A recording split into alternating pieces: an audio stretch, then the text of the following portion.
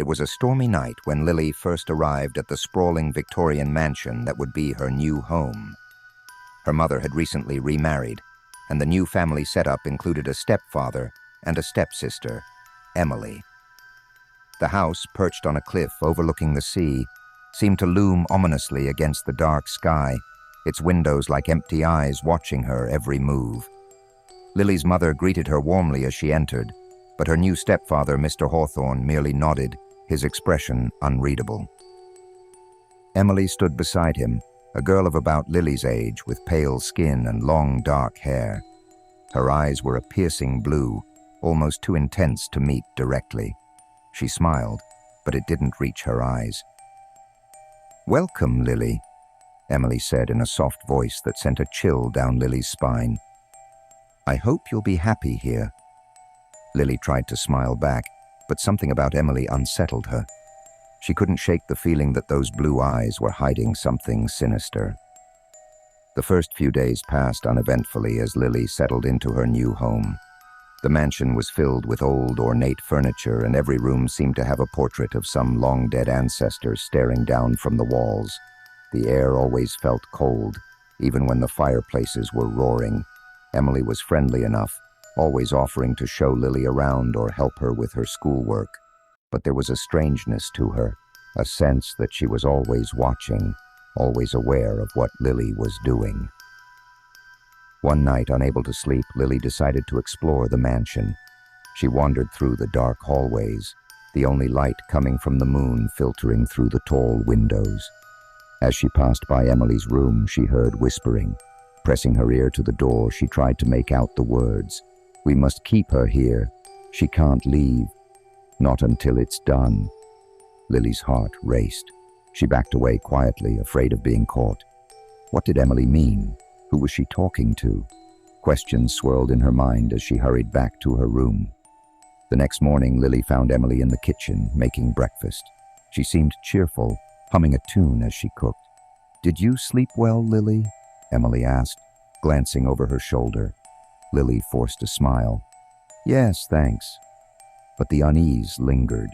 She decided to avoid Emily as much as possible, spending her time in the library or exploring the grounds. The mansion had a large garden, wild and overgrown, with paths that twisted and turned, leading to hidden corners and forgotten statues. It was a place of eerie beauty, where time seemed to stand still. One afternoon, as she wandered deeper into the garden, Lily found an old, crumbling gazebo. Vines wrapped around the pillars, and the roof sagged with age. As she stepped inside, she saw something carved into the wooden floor. A name. Annabel Hawthorne. Lily's curiosity was piqued. She had seen that name before, on one of the portraits in the house. Annabel had been a young girl, her portrait showing her with the same piercing blue eyes as Emily. But the painting had been dated over 100 years ago. A sudden rustle of leaves made Lily turn. Emily stood at the entrance of the gazebo, her face pale and eyes wide. "You shouldn't be here," Emily said, her voice trembling. Lily took a step back, her heart pounding. "Why not? What's wrong with this place?" Emily's expression hardened. "It's dangerous. You need to leave now." Before Lily could respond, Emily grabbed her arm and pulled her out of the gazebo. The grip was surprisingly strong, and Lily could feel Emily's fingers digging into her skin. As they walked back to the mansion, Lily couldn't shake the feeling that Emily was hiding something dark and terrifying. And whatever it was, it had to do with Annabel Hawthorne.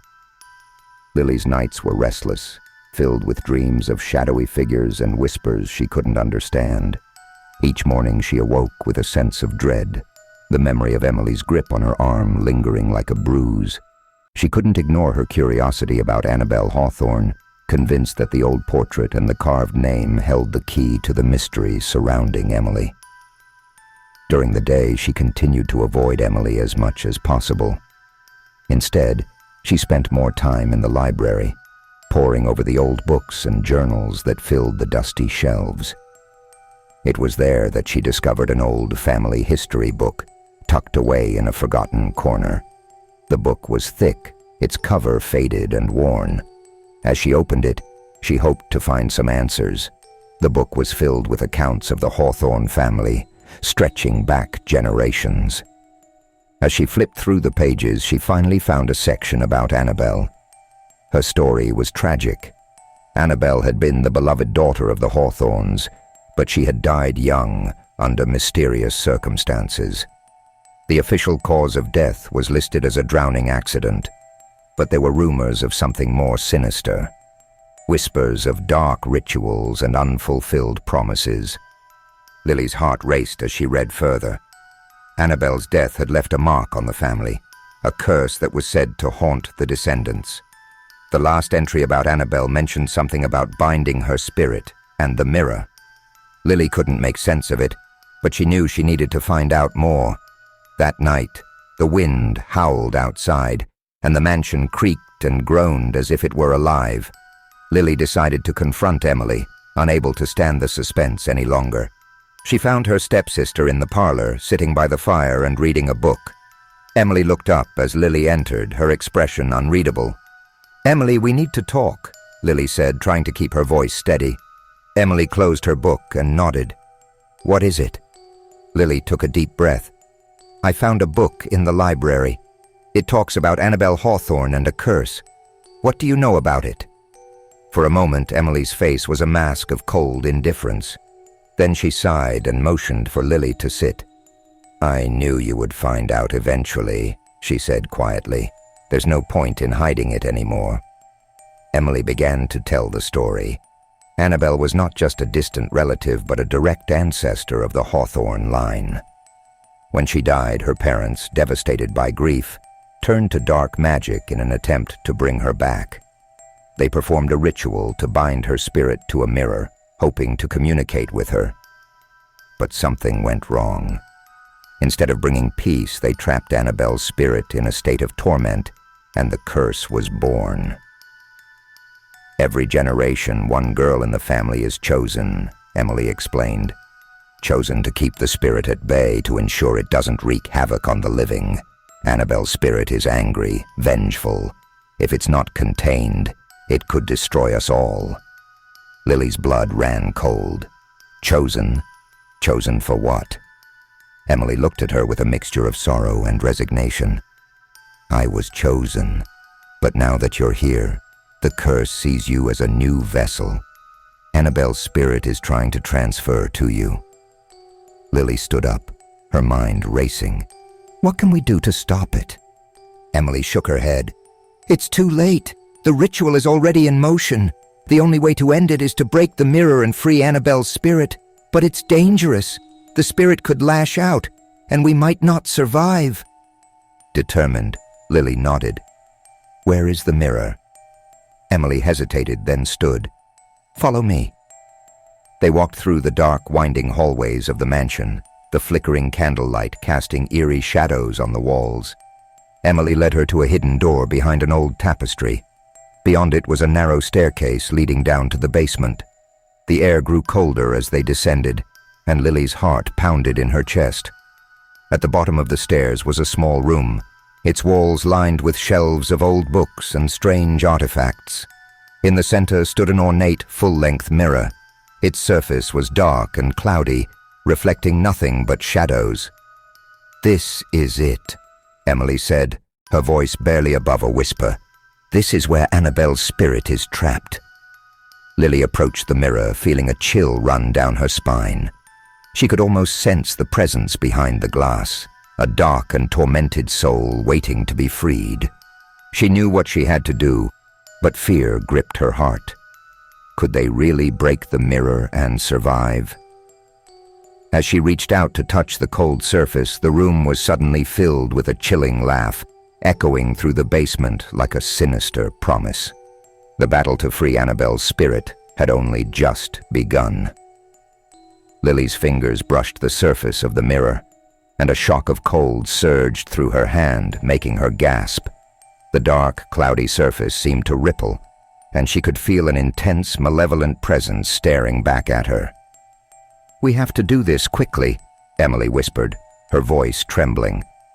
She produced a heavy iron candlestick from a nearby shelf. "We need to shatter it before Annabelle's spirit fully awakens." Lily nodded, taking the candlestick from Emily. She lifted it above her head, ready to strike, but hesitated. The reflection in the mirror began to shift, revealing a pale face with those same piercing blue eyes. Annabelle's spirit stared at her, mouth moving as if trying to speak. "Lily, hurry!" Emily urged, glancing nervously around the room as the temperature dropped further.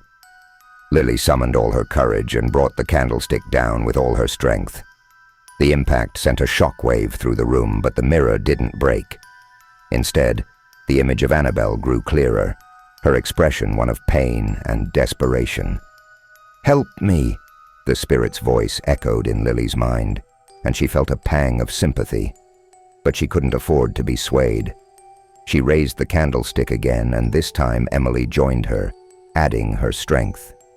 Together they struck the mirror again and again. The glass began to crack, spiderweb patterns spreading across its surface. Each strike seemed to unleash a wave of cold and darkness, making it harder to breathe. Just as they were about to deliver the final blow, the room was filled with a deafening scream, and the mirror exploded outward, showering them with shards of glass. Lily shielded her face, feeling a sharp pain as some of the shards cut into her skin. When the dust settled, the mirror was gone, replaced by a swirling vortex of dark mist. Annabelle's spirit emerged from the mist, her form shifting and flickering like a candle in the wind. "Thank you," the spirit whispered, her voice soft and filled with relief. "I am free at last." Lily and Emily watched as Annabelle's form began to dissipate, her presence fading into the ether. The room gradually warmed, and the oppressive feeling lifted, replaced by an almost peaceful stillness. "It's over," Emily said, sinking to the floor in exhaustion. "We did it." Lily nodded, feeling a mix of relief and lingering fear. But at what cost? They left the basement, their bodies and minds battered but alive. The mansion seemed different now, lighter and less foreboding. Over the next few days, Lily and Emily slowly returned to their routines, but the bond between them had grown stronger. They had faced a nightmare together and come out the other side. Weeks later, as they sat in the garden, Lily turned to Emily. "What do we do now? What if there are other spirits, other curses?" Emily smiled faintly.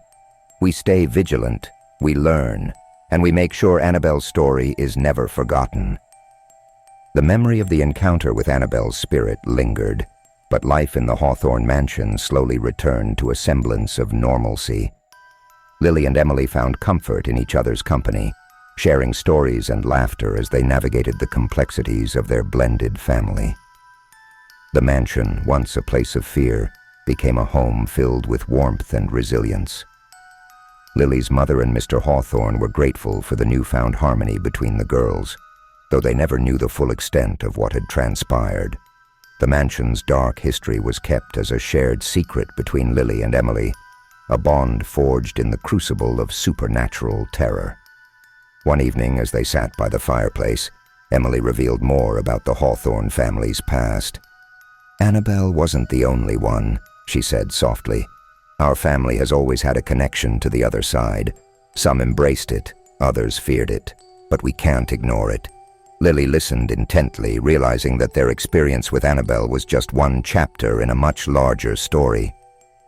"Do you think there are more spirits here?" she asked, a shiver running down her spine.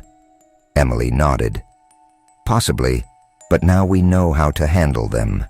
And we're not alone." They decided to delve deeper into the mansion's history, exploring its hidden corners and forgotten rooms.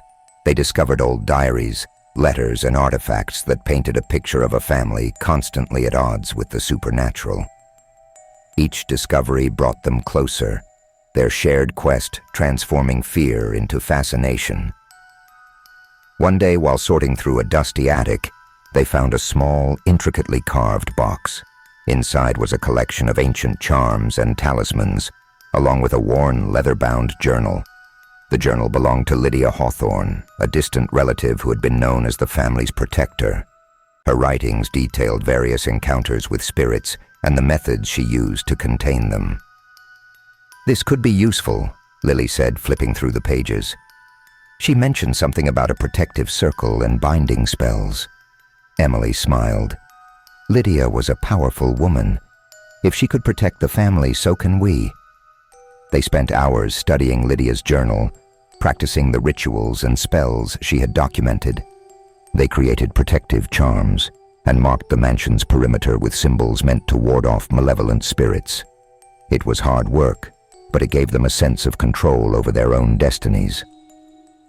One night, as they performed a cleansing ritual in the basement, Lily felt a presence watching them. She turned to see a faint, shimmering figure in the corner. It was Annabelle, her expression serene and grateful. "Thank you," Annabelle's voice echoed in Lily's mind. "You have freed me. Now I can watch over you." Tears filled Lily's eyes as she nodded.